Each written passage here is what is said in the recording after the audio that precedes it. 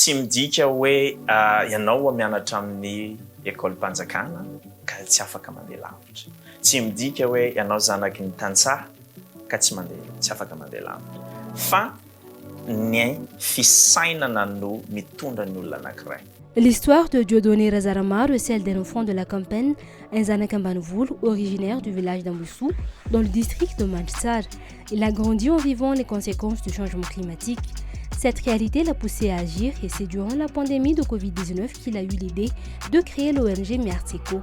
L'organisation a déjà formé plus de 500 personnes au recyclage des déchets. Elle est présente dans 3 régions du pays, Diana, Sofia et Sava. Son plus grand succès, avoir su bâtir une équipe solide, mais aussi avoir gagné la confiance de partenaires pour concrétiser sa vision.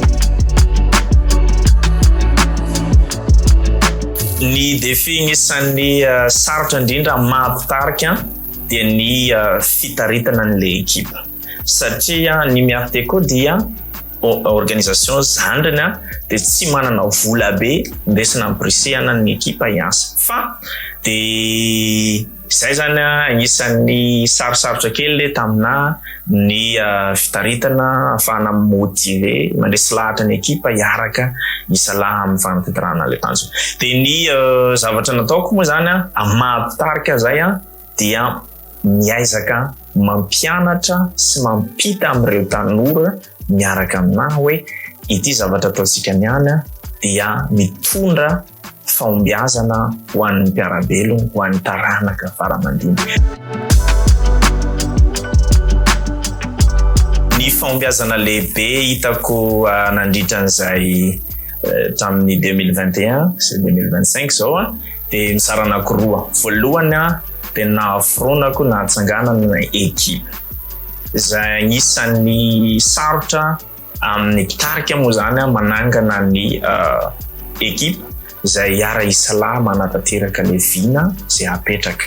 Dia izay zany agnisan'ny tena fahombiazana agnisan'ny ngeza indrindra tao anatin'ny Mertseco.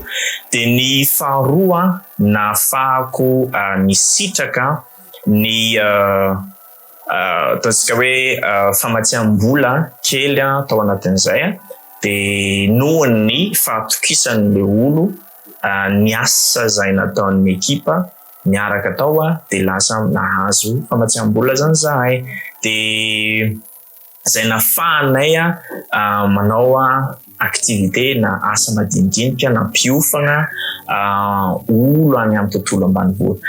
Mbola fanampiny kely an'izay dia ny ho anahy manokana zavatra tena hitako tena personnel mahapitarika dia ny fitondranay zany fahalalana vaovao any amin'ny tontolo ambanivohitra. Satria zay mandeha any amin'ny tontolo ambanivohitra manofana le reny olona marobe amin'ny famidinana fako dia lasa mitondra fanantenana vaovao ho an'ny mpiarabelogno. Ny tsy ambaratelo amin'ny fanatratrarana ny tanjona ho anahy manokana izay mba tiako zaraina amintsika dia ny fahatokisana ny tenanao. Mahatoky ianao fa afaka manao zavatra mihoatra izay hitan'ny hafa zany.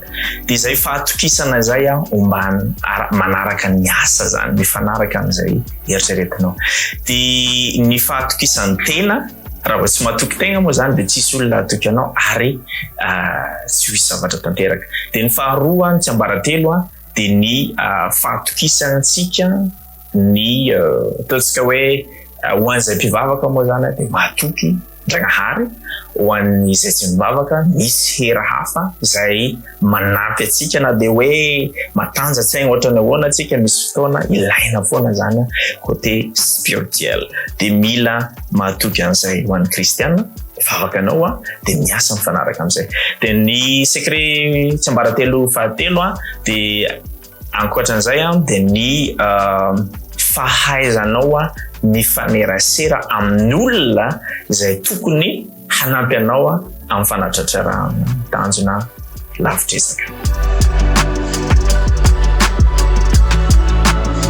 Ampanetrehan'ny tena ny ahafahako manome hafatra ho an'ny tanora indrindra fa ny zandry madinika izay mianatra amin'ny école primaire agny amin'ny EPP, CG, lycée, université.